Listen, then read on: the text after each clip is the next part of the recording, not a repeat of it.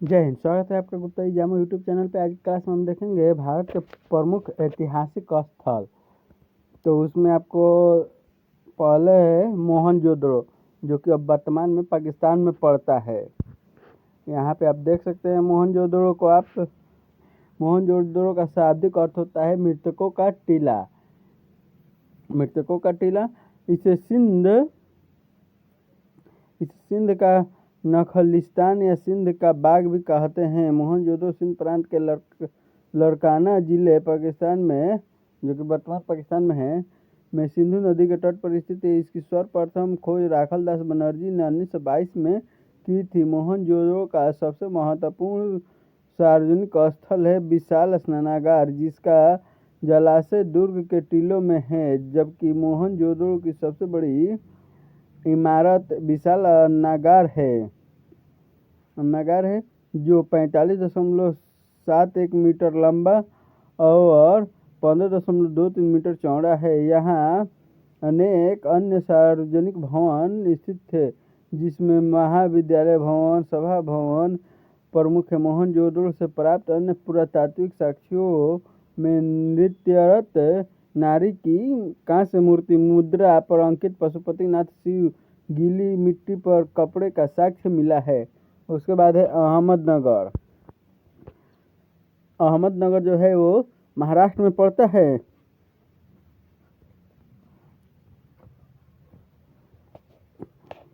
अहमदनगर की स्थापना 1490 ईस्वी में मलिक अहमद निजाम शाही ने की थी। यह महाराष्ट्र में है। यह निजाम शाही सुल्तानों की राजधानी रहा। यह 13वीं शताब्दी में बहमनी साम्राज्य के अंतर्गत था। अहमदनगर यादव से लेकर मराठों तक की गतिविधि का प्रमुख केंद्र रहा है। अकबर ने जब इस पर आक्रमण किया तब चांद बीबी ने उसकी सेनाओं का डटकर मुकाबला किया। अंत में अकबर ही जीता। मुगलों ने अहमदनगर की स्वतंत्र सत्ता का बराबर प्रतिरोध झेलना पड़ा। अंततः 1637 ईस्वी में शाहजहां ने अहमदनगर को मुगल सत्ता में मिला लिया। औरंगजेब के बाद मराठों के अधीन हो गया। नचना नामक स्थान मध्य प्रदेश के छिंदवाड़ा जिले में है। इसे नचना कुठार के नाम से भी जाना जाता है। यहाँ गुप्तकालीन पार्वती मंदिर अपनी नागर शैली के लिए प्रसिद्ध है। यहाँ एक अन्य चतुर्मुखी महादेव मंदिर भी प्रसिद्ध है। थानेश्वर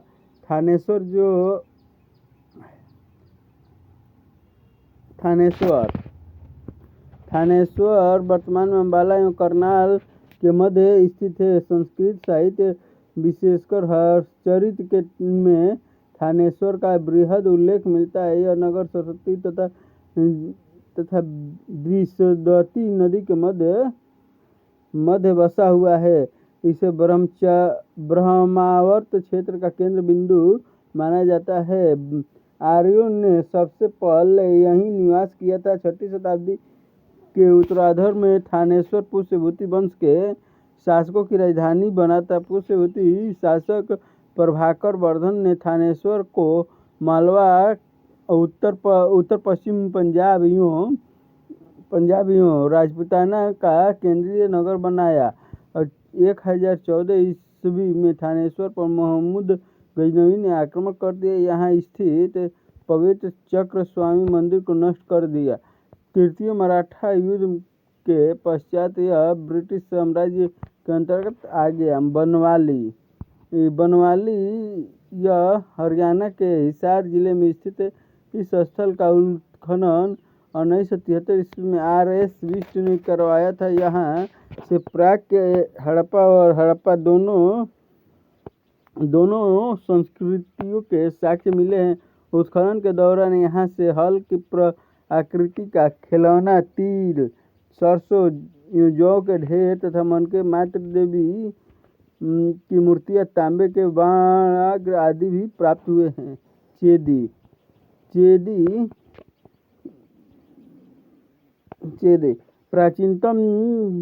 प्राचीनतम काल में चेदी महाजनपद यमुना नदी के किनारे स्थित था। बुंदेलखंड मध्य प्रदेश।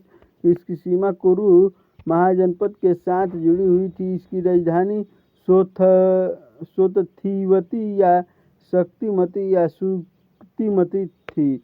जातक कथाओं एवं महाभारत में इस राज्य का उल्लेख किया गया है। यहाँ का सबसे प्रसिद्ध राज्य शिशुपाल था, जिसकी चर्चा महाभारत में भी मिलता है। चंपानेर, यह गुजरात राज्य में बड़ौदा के निकट स्थित है। गुजरात के शासक महमूद बेगड़ा ने 1484 ईस्वी में चंपानेर पर अधिकार कर उसे मुहम्मदाबाद नाम दिया था। 1535 ईस्वी में हुमायूं ने गुजरात के शासक बहादुर शाह को पराजित कर चंपानेर दुर्ग पर अधिकार कर लिया था। चंपानेर गुजरात के खंभात की खाड़ी में पहुंचने वाले मार्ग पर स्थित था। यहाँ स्थित पावागढ़ पुरातत्व पार्क में स्मारकों को 2004 में यूनेस्को द्वारा विश्व विरासत स्थलों की सूची में सम्मिलित किया गया। गजनी अफगानिस्तान में स्थित एक पहाड़ी नगर है, जो याकूब इब्न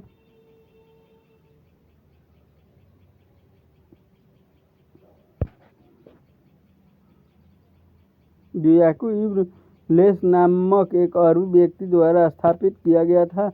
962 ईस्वी में अल-तगीन नामक तुर्क ने यहाँ एक छोटे से राज्य की स्थापना कर गजनी को राजधानी बनाया। उसका पौत्र सुल्तान मुहम्मद था, जो मुहम्मद गजनवी के नाम से प्रसिद्ध हुआ।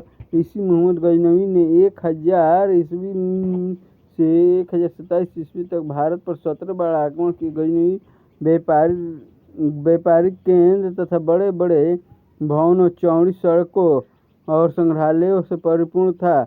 लेकिन 1151 ईस्वी में गोर वंश के अलाउद्दीन हुसैन ने इस नगर पर आक्रमण कर उसे जलाकर खाक कर दिया। इसके लिए उसे जहां-सोज की उपाधि दी गई। बाद में मोहम्मद गौरी ने फिर से बनाया।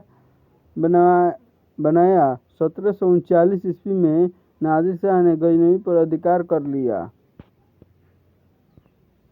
यहाँ पे 1739 नहीं होगा, यह गलत है। देवगिरी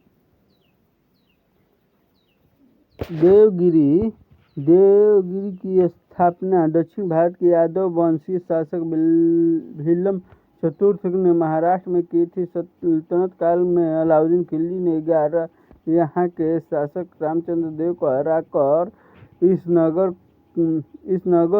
को खूब लूटा। सुल्तान मुहम्मद तुगलक जब दिल्ली की गद्दी पर बैठा तो उसे दक्षिण भारत में देवगिरी की केंद्रीय स्थिति पसंद आई। सुल्तान ने देवगिरी का नाम दौलताबाद रखा तथा 1327 ईस्वी में अपनी राजधानी दिल्ली से स्थानांतरित करके दौलताबाद ले गया। बाद में राजधानी पुनः दिल्ली ले आई गई। तुगलक को जिन कारणों से पागल कहा जाता है, उन कारणों में देवगिरी को राजधानी बनाना भी एक कारण माना जाता है। 3 मार्च 1707 ईस्वी को अहमदनगर ने औरंगजेब की मृत्यु होने पर उसके शव को दौलताबाद में ही दफनाया था।